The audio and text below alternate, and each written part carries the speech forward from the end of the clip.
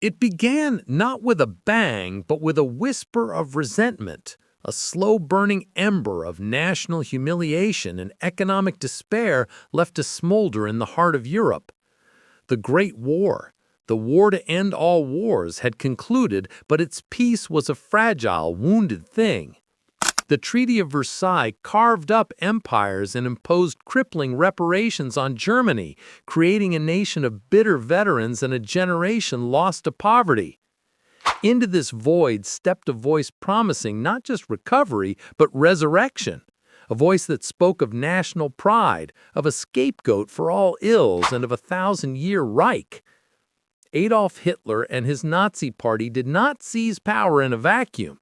They were handed it by a weary, broken people desperate for a savior. And so, the stage was set. The year is 1939. The world is about to be plunged into a darkness so profound its shadow would stretch across decades, its lessons etched not in stone, but in the very soul of humanity. This is the story of that darkness and of the fragile light that emerged from it. This is the story of the price of victory.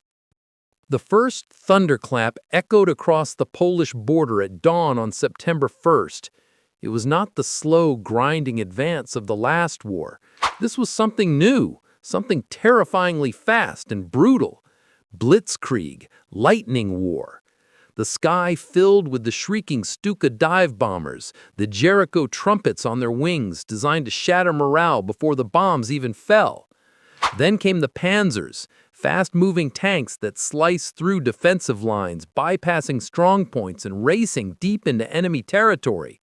Finally, the mechanized infantry and foot soldiers mopped up the encircled, disoriented armies. The Polish cavalry, brave men on horseback with lances and sabers, were swept aside by this steel tide. It was a clash of centuries, and the past was annihilated. Warsaw, the capital, learned a new horrifying meaning of war. The Luftwaffe turned from military targets to the city itself. Civilians became targets. Buildings crumbled into dust, streets became killing fields, and the air grew thick with the smoke of a dying nation. The Polish army fought with a courage born of desperation, but they were caught in a vice. On September 17th, in accordance with a secret pact between two tyrants, the Soviet Red Army invaded from the east. Poland, betrayed and overwhelmed, was dismembered. Its government fled into exile. But a resistance, one of the largest and most determined in Europe, was already stirring in the shadows.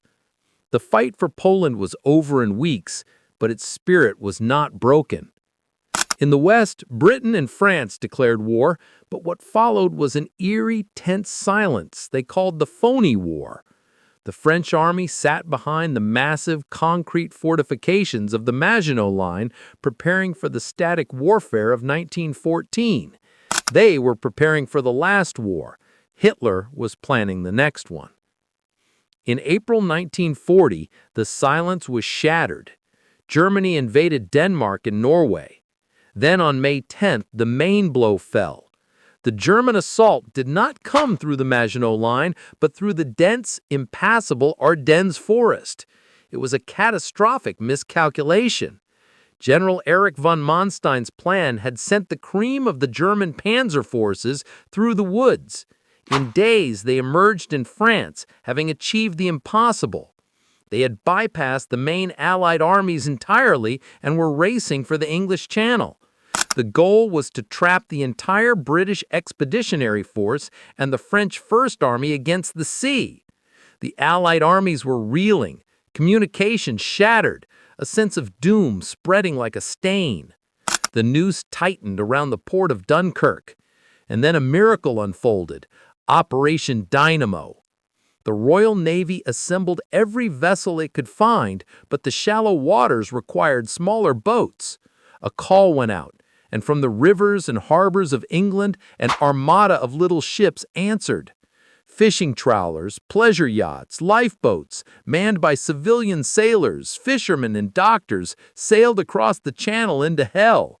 Under constant strafing and shelling, they began ferrying men from the beaches to the larger ships. For 9 days, this flotilla of hope worked, while the Royal Air Force fought a desperate battle in the skies above, and the French rearguard fought a heroic last stand on the perimeter. When it was over 338,000 soldiers had been saved. It was a defeat, but it was a defeat that saved an army. As the new Prime Minister Winston Churchill would soon tell the world, the war was not over. It had just begun. Britain now stood alone. Hitler expected them to sue for peace. He did not account for the stubborn defiance of Winston Churchill. The first battle for Britain's survival would be fought not on the ground, but in the air. The Battle of Britain was a duel between the pilots of the RAF Fighter Command and the vast fleets of the Luftwaffe. The German commander Hermann Göring boasted he would sweep the RAF from the skies. He unleashed his bombers against British airfields, radar stations, and factories. But the British had two secret weapons: the advanced chain-home radar, which gave them early warning, and the superb Spitfire and Hurricane fighters.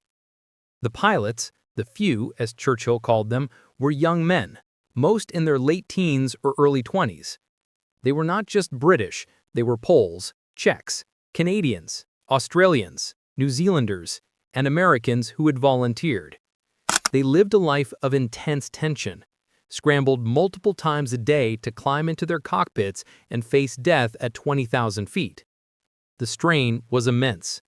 They fought until they were exhausted, many dying in their first engagement. Then, Hitler made a fatal mistake. Enraged by a British raid on Berlin, he ordered the Luftwaffe to shift from the airfields to London. The Blitz had begun. On September 7, 1940, the sky over London darkened with German bombers, unleashing a firestorm on the docks and the East End.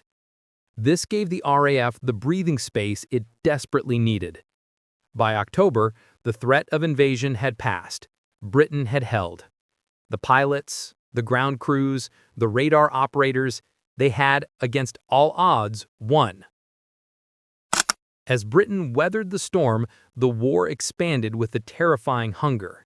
In North Africa, a new legend was born: the Desert Fox. General Erwin Rommel and his Africa Corps arrived in Libya and immediately went on the offensive, pushing the British back towards Egypt in a dazzling display of armored warfare. But the most monumental decision was yet to come. Despite a non-aggression pact, Hitler had always seen Bolshevism as his ultimate enemy. On June 22, 1941, he launched Operation Barbarossa, the invasion of the Soviet Union. It was the largest military operation in human history. Over 3 million Axis troops poured across a front stretching from the Baltic to the Black Sea. The Soviets were caught completely by surprise. Stalin had ignored numerous warnings. In the first weeks, entire Soviet armies were encircled and annihilated. Hundreds of thousands were taken prisoner. The Blitzkrieg, it seemed, was unstoppable. But this was not just a military campaign. It was a war of annihilation.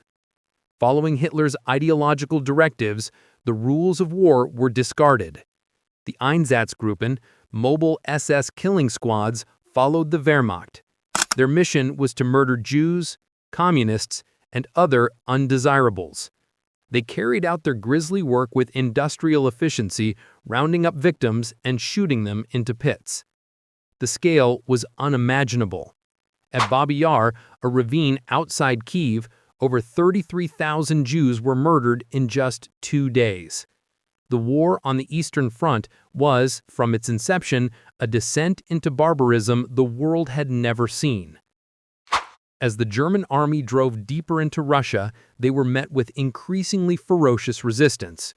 The Soviet soldier, often poorly equipped, fought with a desperate fury for the Rodina, the motherland. And then the Russian winter arrived. The Germans, unprepared, froze. Their machines seized. Outside Moscow, a massive Soviet counterattack halted the German advance. For the first time, the Blitzkrieg had been stopped. The war in the East would now become a protracted, bloody war of attrition on a scale that defied comprehension. The conflict became truly global on December 7, 1941, a date President Franklin D. Roosevelt declared which would live in infamy. The Imperial Japanese Navy launched a surprise aerial attack on the American naval base at Pearl Harbor, Hawaii. In a devastating 2-hour assault, much of the U.S. Pacific Fleet was crippled, and over 2,400 Americans were killed. The next day, the United States declared war on Japan. Responding to their pact, Germany and Italy declared war on the United States. The industrial and human might of America was now fully committed to the Allied cause. The road ahead would be long and bloody, but the ultimate outcome was now, for the first time, conceivable. By the middle of 1942, the Axis powers were at the zenith of their conquests, but this was the high-water mark. Across the globe, the Allies began to stem the tide. In the Pacific, the U.S. Navy achieved a stunning victory at the Battle of Midway. American codebreakers had deciphered Japanese plans, allowing Admiral Chester Nimitz to set a trap. In an engagement fought entirely by aircraft from carriers that never saw each other, U.S. dive bombers sank 4 Japanese aircraft carriers. It was a devastating blow from which the Japanese Navy would never fully recover. The initiative in the Pacific had passed to the United States. The road back led through the fetid jungles of Guadalcanal, where U.S. Marines landed in August 1942.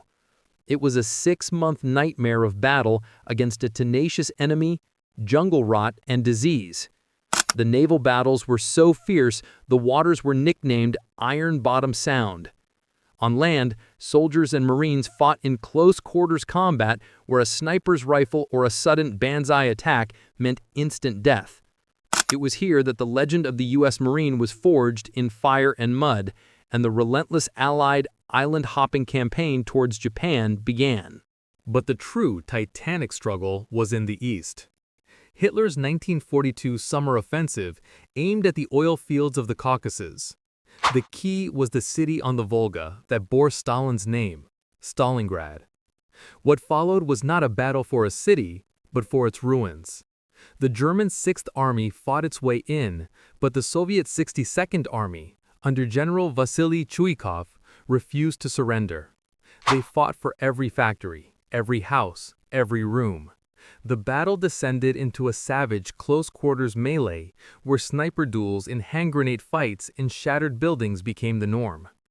The life expectancy of a newly arrived Soviet soldier was less than 24 hours. As the German Sixth Army was bled white, the Soviet High Command prepared a masterstroke. In Operation Uranus, launched in November 1942, massive Soviet forces smashed through the weaker Romanian armies guarding the German flanks. Within days, the pincers met, trapping over 250,000 Axis soldiers. Hitler forbade a breakout, promising the Luftwaffe would supply them by air. It was a promise it could not keep. Through the bitter winter, the Sixth Army slowly starved and froze. On February 2, 1943, the last remnants surrendered. It was a catastrophic defeat from which the German war machine in the East never recovered. The road to Berlin was now open, but it would be a road paved with unimaginable suffering. In North Africa, the tide also turned. At the remote Egyptian railway halt of El Alamein, the British Eighth Army under General Bernard Montgomery finally stopped Rommel. In October 1942, after a massive buildup, Montgomery launched his offensive. The Second Battle of El Alamein was a brutal set-piece battle of attrition. The fighting was fierce, but the British, with superior numbers and supplies, gradually wore down the Afrika Korps. As Montgomery pushed from the east, American and British forces landed in Operation Torch in French North Africa. They then drove east, squeezing the Axis in Tunisia. By May 1943, the Axis forces in North Africa, over 250,000 men, had surrendered. The soft underbelly of Europe was now exposed. While the armies clashed, a different, more insidious war was waged in the occupied territories. The Nazi vision for Europe was one of subjugation and racial reordering. In the East, the local populations were subjected to a reign of terror. The plan was to enslave the Slavic peoples, reduce their numbers through starvation and forced labor, and clear the land for German settlement. Intellectuals and leaders were systematically murdered. Millions were shipped to the Reich as forced laborers. Resistance was met with savage reprisals. For every German soldier killed, dozens, sometimes hundreds of innocent civilians were executed. The village of Lidice in Czechoslovakia was utterly erased from the map in such an act of vengeance. But this was only the beginning. The Nazis' ideological core was a virulent, pathological anti-Semitism. What began with discriminatory laws escalated into a systematic, state-sponsored program of mass murder. The final solution to the Jewish question was formally coordinated at the Wannsee Conference in January 1942, but the machinery of death was already in motion. The ghettos, like the massive one in Warsaw, were holding pens where Jews were slowly dying of disease and starvation. From there they were deported. The official story was resettlement in the East. The reality was the death camps: Auschwitz-Birkenau, Treblinka, Sobibor, Belzec, and Chelmno. They arrived in cattle cars with no food, water, or sanitation. Those who survived the trip were met by SS doctors who, with the flick of the wrist, decided who would live as a slave and who would die immediately. The elderly, the sick, women and children were told they were going to the showers. They were herded into large underground chambers. Then the doors were sealed and Zyklon B pesticide crystals were dropped in. Within 20 minutes, hundreds of lives were extinguished. Their bodies were looted for gold teeth and hair and burned in industrial crematoria. The scale and industrial efficiency of the murder was unprecedented. Yet, even in this absolute darkness, the human spirit flickered. There was resistance. In the Warsaw Ghetto in 1943, a handful of young Jews, armed with little more than pistols and Molotov cocktails, rose up. They held out for nearly a month, fighting from sewer to attic. They knew they could not win, but they chose to die on their feet, with dignity. The Holocaust was not an isolated event. The Nazis also systematically murdered millions of Roma and Sinti, people with disabilities, Slavs, and political dissidents. By the war's end, the Nazis and their collaborators had murdered approximately 6 million Jews and at least 5 million others. The liberation of the camps by Allied soldiers in the final months of the war revealed the full, sickening horror to a disbelieving world. The skeletal survivors, the piles of corpses, these images were seared into the consciousness of humanity, a permanent scar and a warning for all time. By 1944, the Allies were squeezing the Third Reich from all sides. The main event, the Great Crusade, was being prepared in England. Operation Overlord, the Allied invasion of Nazi-occupied France, was the most complex military operation ever conceived. Under General Dwight D. Eisenhower, a vast force of American, British, Canadian, and other Allied troops had been assembled. The German defenses, the Atlantic Wall, were formidable, but the Allies had achieved strategic surprise. Through an elaborate deception plan, they convinced Hitler the landing would be at the Pas de Calais, not Normandy. June 6, 1944, D-Day. Just after midnight, paratroopers began dropping behind the lines. At dawn, the naval bombardment began. Then, the landing craft hit the beaches. At Omaha Beach, the American V Corps ran into a nightmare. The German 352nd Infantry Division poured murderous fire into the landing craft. Men were cut down in the water, on the sand. For hours, the outcome hung in the balance. It was the individual courage of small groups of soldiers who, through sheer force of will, began to clear the bluffs. On the other beaches, the fighting was also fierce, but the landings were more successful. By day's end, a precarious foothold had been established. The battle for Normandy did not end on the beaches. It continued for weeks in the nightmarish bocage, dense hedgerows perfect for German defense. The Allied breakout finally came with Operation Cobra, a massive aerial bombardment that allowed General Patton's Third Army to race into open country. The liberation of Paris followed on August 25th, a moment of pure joy.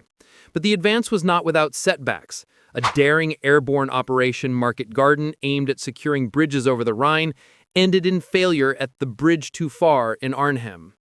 As the Allies pushed from the west, the Soviet Union launched its own massive offensives from the east.